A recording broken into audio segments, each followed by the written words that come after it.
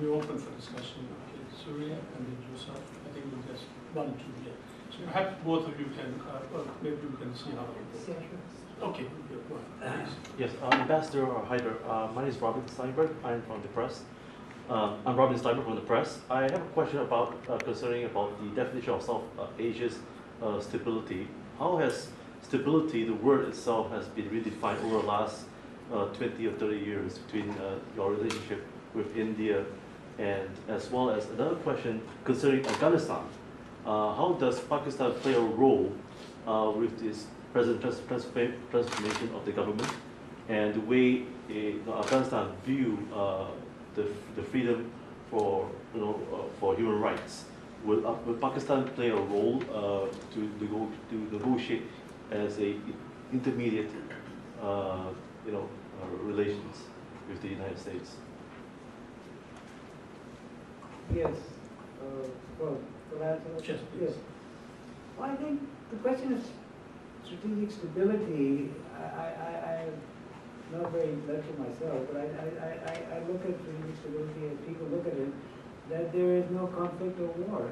This is a basic thing. In countries where there have been a history of war and conflict, if you can have a factor, just like between America and Russia or the Soviet Union, the presence of nuclear weapons, there were many proxy wars, etc., but there was no war between the two countries. So it is nuclear weapons tend to, between two former or present adversaries, tend to introduce an element of caution, and that stability, meaning an absence of conflict and focusing one's mind on other ways of diplomatic ways of generating, what you want to do and having better relations and avoiding conflict. That's the way that I look at it. And what I meant is the break point was in 1998, both countries got nuclear weapons. And that has been the one thing which has kept the peace and security in South Asia more than anything else. I think this is what I would say very simply.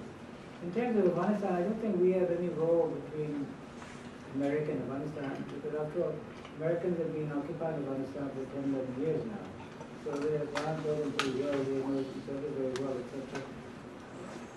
What we basically want is that we are ready to help the Afghan factions talk to each other, or if there's anything we can do in the peace process, the inter-Afghan peace process. We released a number of people who were Taliban and other people who were in detention for many years at their request, including the number 2 Taliban brother, Mullah brother, and the Afghans have come to meet him, and other people as well. But essentially, what we would like in Afghanistan is a neutral Afghanistan. And we are ready that we will not interfere in Afghanistan as long as nobody else does. So we wouldn't like to see in Afghanistan, let's say Russia interfering in it, or India interfering in it, or somebody trying to get influence in. We just, as long as Afghanistan is stable and peaceful in itself, and neutral in the sense it's not a nuisance for other countries, it's fine for us. Because after all, look, all our projects are coming through Afghanistan. We want a gas pipeline through Afghanistan. We want electricity through Afghanistan. Our trade routes to Central Asia are 45% less than going through Iran. And I think the economic cost of the occupation, and then the cost of terrorism and extremism in Pakistan and the incidents, all this has taken place since the American occupation has been calculated something like $65 billion of opportunity cost loss, actual losses and opportunity cost loss. So we have a great stake in a stable Afghanistan and a friendly. No, I don't mean friendly. It doesn't matter. Afghanistan is friendly to us, it doesn't like us, as long as it's not hostile to us. That's, I think, good enough for us. And we have so many linkages with Afghanistan. People, they all come from medical, they come from family. We have 3 million Afghan refugees still. There's so many linkages, nobody can totally disconnect. We can't have a totally hands-off policy because the interconnection is so much. But I think in a sense that we would be quite ready not to interfere or even to be thought to interfere in the political process or have any favorites, as long as everybody else is on board with this. I think this will try to explain to America and other countries. That's what we need. Nice. Sir. Yeah, paraphrasing what you said, you have indicated that the U.S. is a strategic actor in the rise of India as an emerging strategic power. And And there is a strong belief, as you know very well, both in the US and India, that China is some kind of a godfather for the Pakistani nuclear weapons program and a whole range of strategic strength of Pakistan. I'm using godfather in a positive sense of the term. And so in that context, do you think that strategic stability in South Asia is possible only if you involve China and the US as well in the equation of dialogue? Or do you think the existing status quo, the existing order of China with Pakistan and technically US with India is okay for strategic stability over the longer term?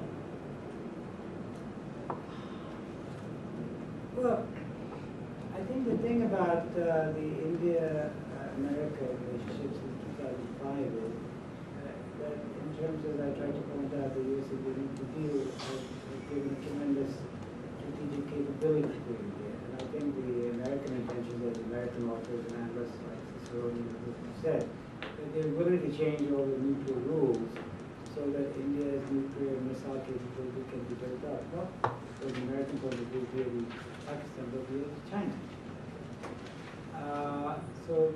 And then there's all the other countries which have come in, France, Canada, Japan, Australia. You know, India has 70,000 tons of proven uranium reserve, or proven and probable, according to their atomic energy chief. And they couldn't have a big nuclear program, civil program, which is running that. So if you give them uranium all for civil, they have their own all for military. But anyhow, to get back to your main point, as far as the Chinese help for Pakistan, yes, obviously China seeing India in that kind of position over many years, and 1962, it would be in their interest that South Asia is not totally dominated by India. It's a logical thing, I think, it's a fair inference. So therefore they have been very supportive of Pakistan.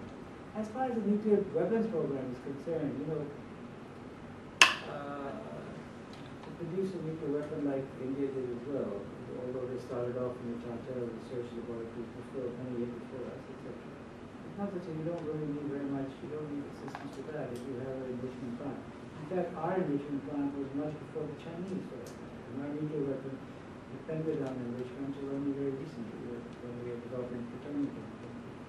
I don't see any Chinese help for our nuclear program, but certainly in terms of economic and military intervention, yes, there has been, of course, Chinese joint projects of tanks and planes, etc. Like India has many joint projects with Russia, North America, nowadays, etc. As far as bringing America into the equation, in 1998, if you see Total, they were negotiating on back-to-back talks with India and Pakistan on how to manage the nuclear relationship. So they're very much into the relationship in the sense they have very intensive talks with us on strategic stability. They have talks with India on strategic stability. In fact, just last week we had talks of strategic stability. So they're very much in the background. We're talking to both of them. I don't see any formality, I don't see any formal process being all three together. As far as China is concerned, yes, many people have said that maybe China has to be brought into some kind of talks because the Indian contention is that you're worried about us, but we're worried about China and you. So therefore, if you're worried about our increasing strategic capability, it's not directed at you. But the reality, what we see is that 92% or 93% of all Indian military assets are targeting Pakistan. So we might have only 5, a couple of divisions on the border, but most of it is facing Pakistan. And they have $70 billion of trade, bilateral trade, or whatever with India. I don't see that there's any, apart from a little bit of hotting up the border occasionally, any particular threat from China, as far as I can see, or vice versa. So, yes, China may somehow, ultimately there's an agreement that India and America and Russia have 1,000 nuclear weapons, and China has 300, and India has 250, and Pakistan and India. But in that kind of a global context, one can imagine some kind of an equation being worked out. But I think we're very far from such a global situation. I think people like Manishankar are trying to set up groups that have a joint Pakistan, India, China position. I don't know how far it's got in that case. He asked me also, and I said, frankly, I'm very flattered or honored that you asked me, but I would prefer to work on Pakistan, India, because that's what counts at the end of the day. Chairperson Hyder. Yeah, thank you very much for the insightful comments that you made. I was just wondering, when I look back at Pakistan the last 40 years, which is a portion of time that I've been away, I was very fortunate to be growing up in a country where I could actually walk on a footpath. What did you say? I could walk on a footpath. Footpath. Living around Pindi, could walk on a footpath. That is pretty much unthinkable today, and the more I look at it, and the more I talk also to my younger brother who knows a lot about these things much better than I do, and the more I'm intrigued by the role of somebody like Saudi Arabia, and the amount of funds which are apparently coming, and there is extreme instability in Pakistan, the funds which are coming into madrasas, Taliban, terrorism. I was in India last week and I heard for the first time, and I had to kind of, can you please repeat what you said? The person I was having dinner with said, 30% of Indians are Pakistanis and about 50% of Pakistanis are Indian. I said, can you repeat? And basically, in the historical context, that's true. There is so much kind of cultural interchange. But the guy also said, the one thing which we don't really understand is this homegrown terrorism and fundamentalism, which is inherently destabilizing Pakistan. And that is somehow also looked upon as a proxy. Yes, we should maintain a military. Yes, we should maintain a nuclear deterrent. Yes, we should have this and that. And I wonder what your views are on that. I mean, this is going on now for many years. It started, I think, in the time of Ziarat, probably even before then. The amount of funding which we're getting today from a country like Saudi Arabia coming into the country. Is there, when I hear about it, is there any truth behind it? Is there any truth behind the figures that I hear are just, if you just look at the sprouting of madrasas today in Pakistan, which were not there when I grew up. I've never even heard of Pakistan. And today, in very posh neighborhoods, in Lahore, in Pindi, in Karachi, you see madrasas. And I think that is something that is I personally think that is really a strong source of inherent and inbuilt instability. I'd like to have your views on that.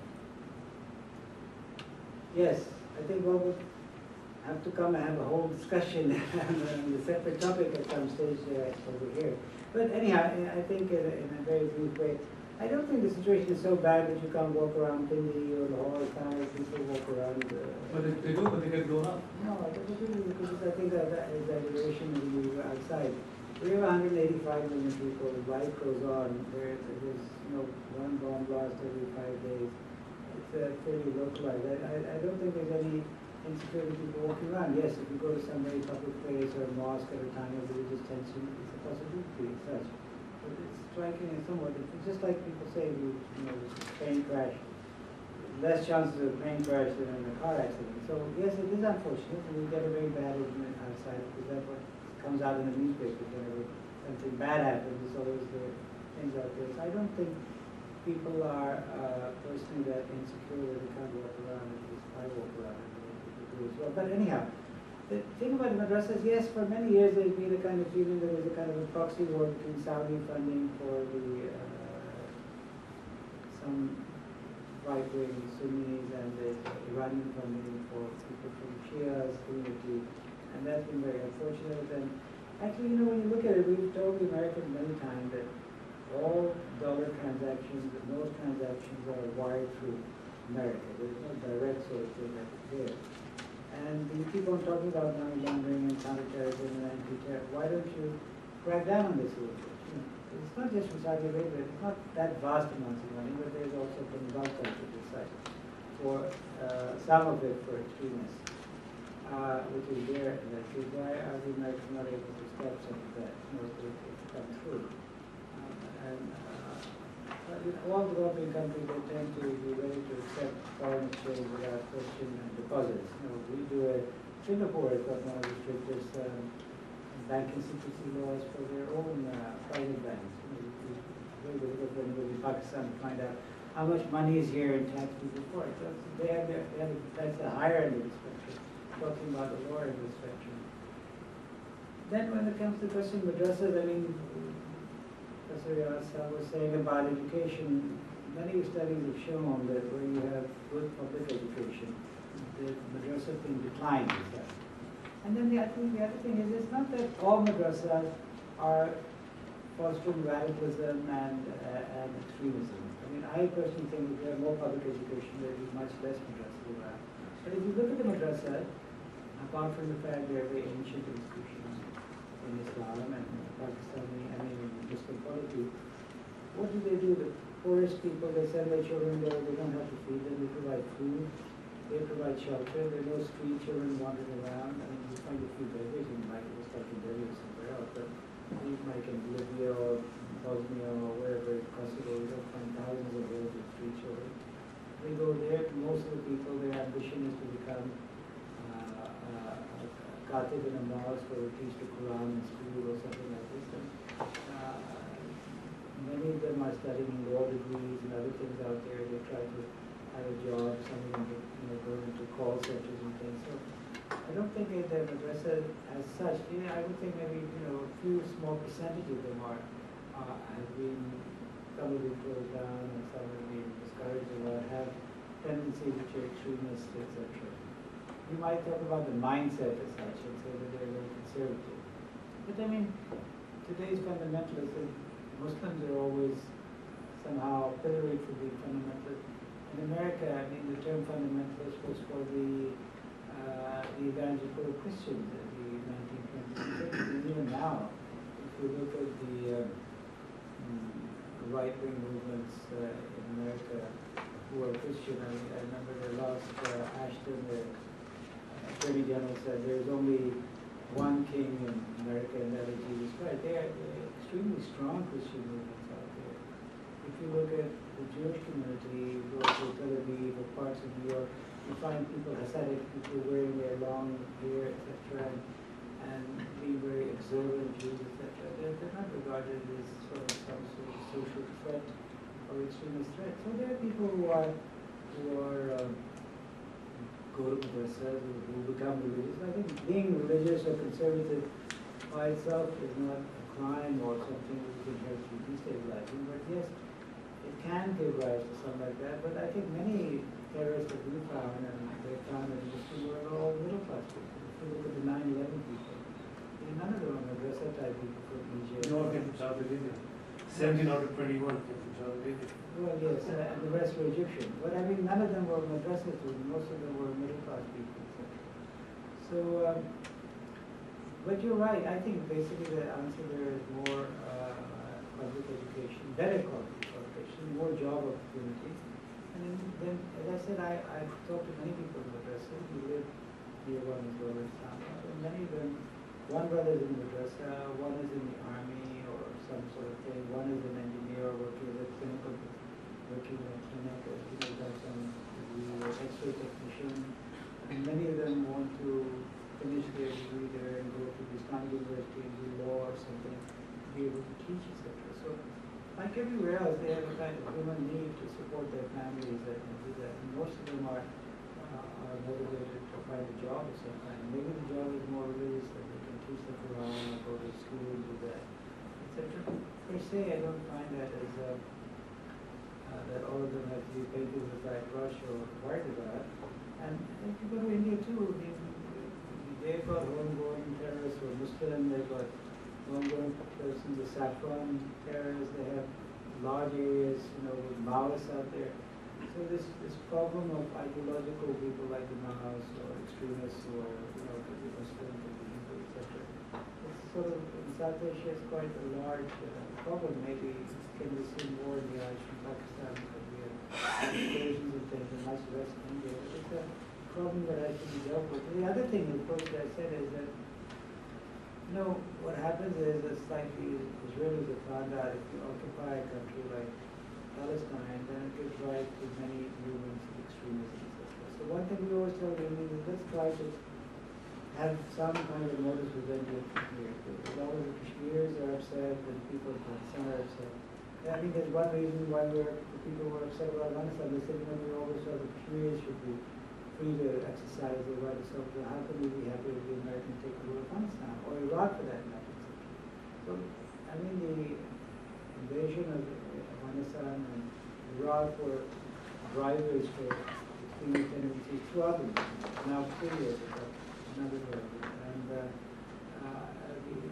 Indians in Kashmir, whether one thinks it's right to be there or not, but one has to recognize that I had a link with all this people ready to volunteer and go fight there, etc. And if you look at the Spanish Civil War, all the top liberal leaders from, from Hemingway to President Hill, 1984, I forget his name, all these people were part of the International Brigade.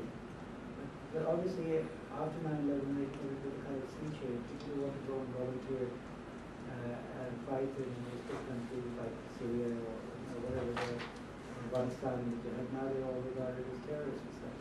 But it's a question of how people look at it from different, what is the dominating world with respect to that time. Yes, it's out of style now, it wasn't.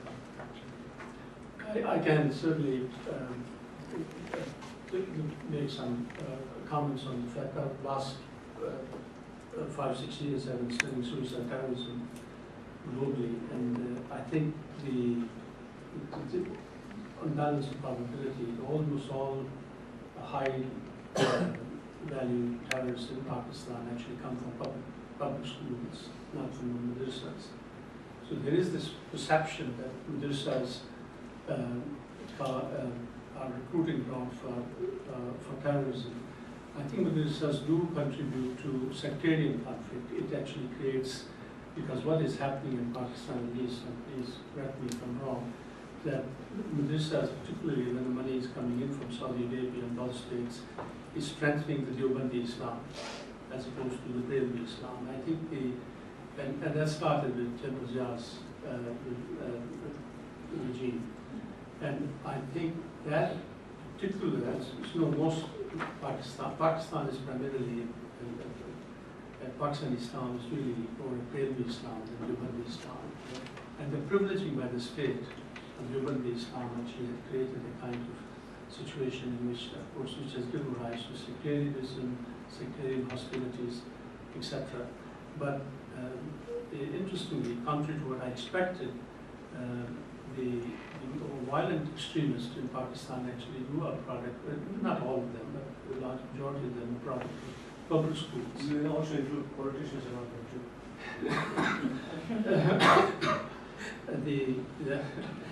I'm sure you're better qualified to answer that, I think.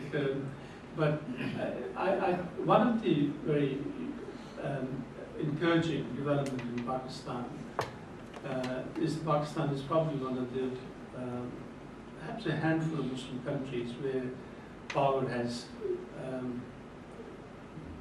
changed democratically, and it looks like the military and the institutional independence in Pakistan seems to be becoming much more visible. I mean, one of the great feature of Indian democracy was the institutional independence in India. And I think the same kind of development seems to be taking place with the assertion of Pakistan's Supreme Court, and I think now the role of the military, and also I think general development of if the public education is maybe nobody calls me, it has to be now.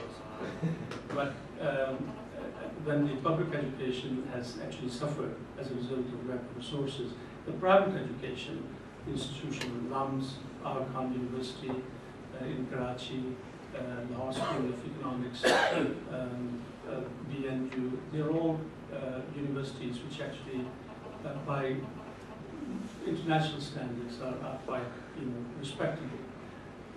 So I think your observations are right. And in many ways, Pakistan gets a very bad press internationally. Could you comment on it, why it is so? Sorry. Why is it so? Yeah. Well, I think it's fair to say that, when all newspaper people, bad news or whatever, more news, good news is really no news often. I think that is obviously a facet. We have a bomb explosion and that makes one headlines, teaching people, etc. If you read the Indian newspapers, it's 10 times more one of the littlest things I've known of. If you read our papers here in Singapore, we have not very much to write about except what we're doing ourselves. All the news that we have is of foreign news that affects the economy. And coming back to economy, you have a body called SAM, which you have created. I think you should use that for better relationships between India. The only way is you are next door. You cannot disappear. India is next door. It cannot disappear. And the people, when they meet each other, you cannot even recognize that he's a Pakistani or he's an Indian or whatever it is. You go to Pakistan and stand from India, Arey, mashallah. And then, are you Muslim? I said, yeah, just by chance I happen to be one like your founder was. That sort of a Muslim. So, the founder was from our community, so I'm just joking. This Islamization, as you very rightly pointed out, from Zia's time, this has created untold. I suppose it was to give a philosophy. If it had been a democratic thing, which the army, of course, would never allow, because the army was in power for most of the time. And secondly, now you have a really elected government. And I think this would be a very, very good time. We've just finished a diaspora conference in Singapore. Yes. And the amount of goodwill that that conference has generated between Pakistan and India was quite something. I happen to be involved in a couple of associations that are inter-India and Pakistan. The People's Friendship Association, headquartered in Lahore and in Delhi. And when that terrorist thing occurred, there was going to be a huge meeting in Delhi. Then this thing blew up, so the whole thing was cancelled. But I think generally people are getting fed up of this nonsense. People want salary, a good salary, they want jobs, they want their children to learn, and all that. The same thing is in India, but the reasons they are different. But it is happening. And I think if this is solved and you strengthen some, you don't need anybody else. You're rich enough. You're wealthy enough as a country. Pakistan even by itself is wealthy enough as a country. You're not exploiting that wealth for the good of the people. For instance, the same thing's happening in India to a lesser extent, but a larger extent because it's a huge country. So these things can be ironed out if the basics are understood. Yes, right. There is no you without me, there is no me without you. Thank you very much. Now we can take another question before we for tea. Any other comments? I'll ask a question. Ambassador, you spoke a lot about strategic stability, but I just want to come to a very, very small issue, which is issues of visa regimes. And even till today, regardless of our relationship, visa regime is one based on mistrust. So, as an Indian, if you apply for visa to Pakistan, the intelligence agencies still go and find out where you are going to visit and who you're going to visit. Isn't there a case to be made that at least on a very micro level that should be pieced out and then the bigger issue should be tackled? Sorry, by the way, just to clarify, it works on both sides. I know. Yes, I'm Pakistani anyway, so. It will, RAW and IISS, they both check, and I've had both. And I went to India in 2008 and was very, very good. So I had a non-reporting visa.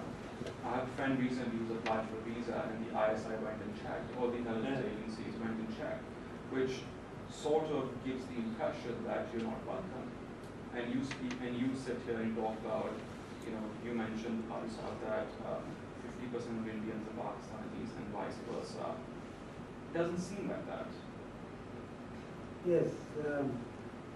Well, I think you're right that it is a big issue and a big problem. The people-to-people thing always is very helpful to try to improve the general feeling between two countries. And I think, as pointed out by a colleague here, that Unfortunately, it's true on both sides. There's an element of distrust. If you're Pakistani, you want a visa for India or vice versa, it's pretty difficult. I would say also, like in war, it's not just on visas. If you look at the audit regimes of both countries, the government auditing, that is also based on distrust. They act on the assumption you have to have many rules and regulations because people may steal government money, so therefore it's a much different regime than in other countries. For better, if you would. Well, I think there have been many efforts over the years to improve the visa regime. There have been a number of agreements. For instance, religious tourism is one sector which has been there. Ordinary tourism, group visas is much easier to get if you go in groups of 10 or 15 with an organized group. As the police reporting is really a hassle in both countries, but often people are given visas without police reporting, etc. It would certainly help. I think India has said often that we want better visa regimes, and we have a couple of agreements even recently on that. And one of them was that people over 65 will just go to the border and you just present your passport and you do that at land border. Obviously you can't go by plane because then they don't want you to, it's embarrassing and difficult to send you back. But then they rescinded that because there was some moment of tension or something like that. And then even earlier from the SARC time, all SARC parliamentarians were going to be given a group visa and you could go without any visa for a year or two like that. So there's sort of one-off initiatives which have gone and ideas to improve the visa regime. But it's been far too slow, I agree with you, and it's been very micro-type improvements. And certainly a lot more could be done. I think just if you look at the amount of tourism, if visa regime was open, I think all the hotels in Punjab on both sides would be totally full of people. And it would be very good for the economy, apart from the friendship aspect, even that would be very good. It's the very simplest level of thing would be much better. I agree with you, but you know, as I said, the Indians are afraid that some terrorists will come, you know, so what will happen? Our people are afraid some spy will come, what will happen? So it's a difficult thing to improve progressively. But anyhow, there are efforts, and certainly in a constant round of talks. I think if you give me your email, I will send you I can't remember all of them, because there's so many different CDMs and talks on, but visa regime is a separate subset of talk which keeps on taking place twice a year. And I'll send you the latest agreement of that because they publish it as a press release which comes out. So if you give me your email, when I get back tomorrow, I'll dig it up on Monday, Tuesday, and send it to you. Let's see what. I think I give it to the bearded brethren. I agree with on you the that visas. getting visa going to India, as I'm also Pakistani, and so getting visa to India is a problem. Fortunately, I work for IISS, and IISS is a big club with the Indian High Commission, so we do get visas easily. But once you get to India, it's wonderful because I was there in 2008, and fortunately just before the Bombay, and I was working as a journalist in Pakistan. We were working out of the CNN IBN office in Delhi and in Bombay, and amazing hospitality. But I can also tell you that. And likewise the other way around too. Yeah. So, What I wanted to tell you, I also come back with slightly richer because every time I went to buy a ticket, and before I could say foreign, they will say, "Aap to Malik se hai na?" So instead of 250 rupees, I was given 10 rupees ticket. I decided not to make a fuss about it. I thought, well, if I take 240, so it was really quite touching. And my wife, who doesn't look like a typical Pakistani, they always made an issue that she was foreigner and I was local. And so it was quite interesting that I have come back with Indian archaeological sites a bit poorer because I could not pay, even when I wanted to pay. Before I could say, they would say, give me after local, you have to give 250 rupees. Anyway, you wanted to ask? Just I want to remark on visa thing. For business people, I was working earlier before IISS with FICCI, which is Business Chamber of India.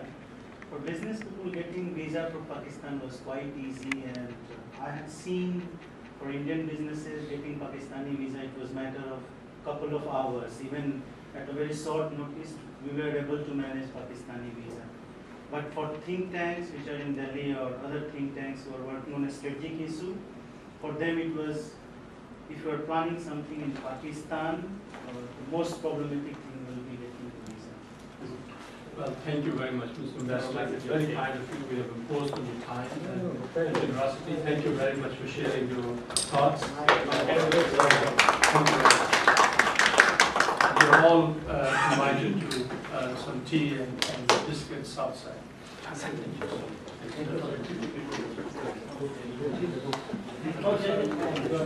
Oh, sorry. Before I forget, I'm sorry. Before I forget, we on behalf of the leadership, we ask you something. Sorry, this is